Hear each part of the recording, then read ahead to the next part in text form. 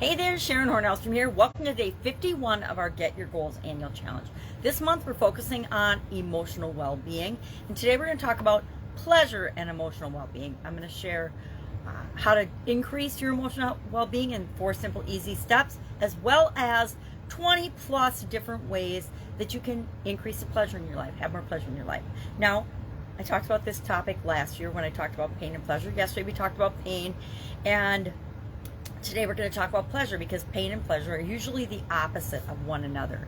And I'm only going to talk about pleasure in ways that have nothing to do with sex, right? Because I'm not comfortable talking about that. That's everybody's on their own when it comes to certain areas and aspects of your life, and that's one that I don't touch with a 10-foot pole. So, pleasure and well-being, just like pain and well-being, pleasure and well-being are directly linked and directly connected. The happier we are, the more pleasure we feel in our life, the more love and positive emotions we feel in our life, the better our life is, the more well we are as beings. So how do we go about increasing and cultivating well-being in our lives? By cultivating and having more things that bring us joy and happiness and pleasure and love and positive experiences. Number one, we've talked about this before, and we'll talk about it, I'm sure, probably hundreds of times this year. Gratitude. The importance of being grateful for what is and what you've already experienced in your life so far. Number two, be open to new experiences, right?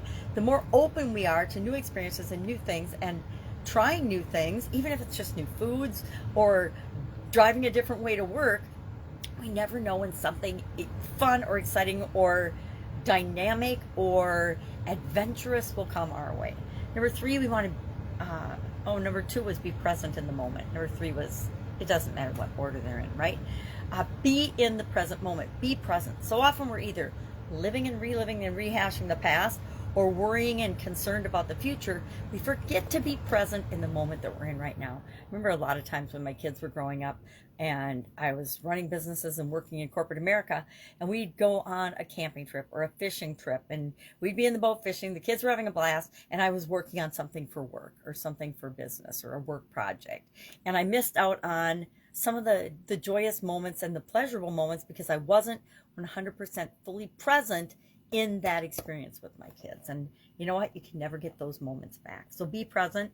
And then finally, 4, prioritize your self-care. How many times have we talked about this? Again, we're going to talk about this in each area and aspect of our life, because if you don't prioritize taking care of yourself and setting up different areas and aspects of your life, you're going to struggle. So what are some examples of ways? I've got a list. Last year I talked about this topic as well as part of the BU 365-day challenge about being a continually ever improving version of ourselves. And we talked about emotions in February as well, so I thought it was fun to talk about it again this year. And it's interesting, I created a whole different list this year than I had last year. But if you want to hear last year's, you can go back and on our Get Up and Go Challenge private Facebook group, I think it's Guide 15 has got all last year's challenge in it. So you could just look for day 51 because it happens to be the same day as last year. Doesn't always work out that way, so I like to mix the topics up and change them around for things when I'm doing different topics. And this year we're focusing on goals, not on being a better version of ourselves. But guess what? Aren't goals on the way to becoming a better version of ourselves? I think that they are. So I'm going to grab my computer and cheat a little, so I'm not going to look at you because I need my magnifying glass and my computer to come up with this list. But this is just a list I actually had ChatGPT and the AI generate for me. Last year's list, I looked up and brainstormed and got things and ideas from the internet. But they're pretty similar lists, which is interesting, but not surprising, because they run along the lines of being present, practicing gratitude, being open to new experiences, and prioritizing your self-care, right? So what's on this year's list? This year's list is spend time outdoors in nature. One of my own personal favorites. Practice mindful meditation. Cultivate gratitude by keeping a daily gratitude journal. I'm actually doing this year. I've kept a gratitude journal on and off for a decade. Connect with loved ones and build strong relationships. Laugh often and find humor in everyday situations. Now, I do this because otherwise I used to get upset by things. I'm putting water in a pitcher to put water in the dog's dishes from the refrigerator, and I missed the spigot and water went flying all over at me and all over the floor.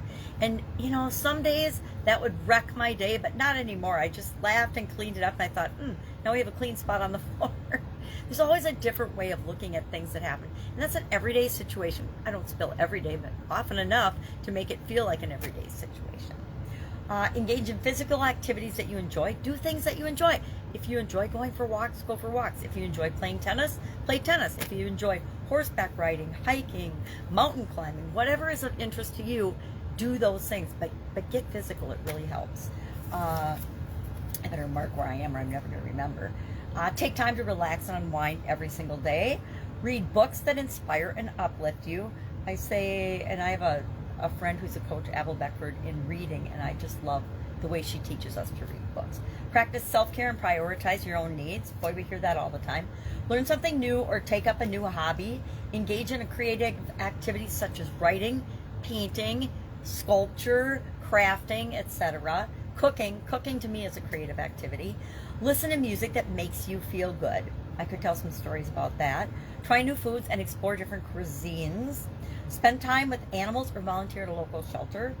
Volunteering in any way, shape, or form always makes me feel better. So find ways to do that. Or if it doesn't make you feel good, then don't do it. But do what makes you feel good, brings you joy and happiness and pleasure.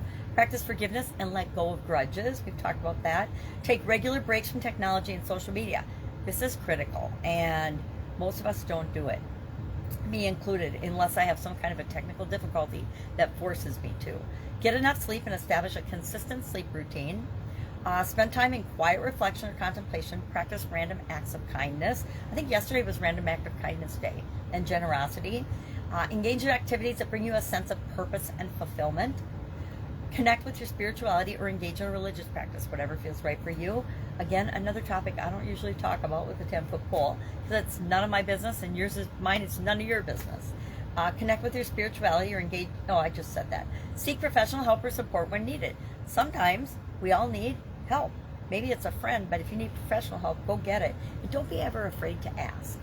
Surround yourself with positive people and influences. Spend time on gratitude. We already talked about that, and the blessings in your life. Practice positive self-talk and focus on your strengths and accomplishments. All good things. Some of the fun ones from last year were go for a swim, which would be a physical activity you enjoy. Write a letter. Create your own prayer. I thought that was an interesting one. Spend some time alone, right? But you can look that list up from last year. Okay, so what's our action item today? We are going to enjoy something today. We're going to share one thing that brings us pleasure today. Share in the comments below. I will do the same, and I'll do it tomorrow. I'm going to be hanging out with my granddaughters, 2 of my granddaughters. I got to see all 3 yesterday, but 2 of them today, so that always brings me pleasure. All right, have a great day, and I'll, of course, give you good luck.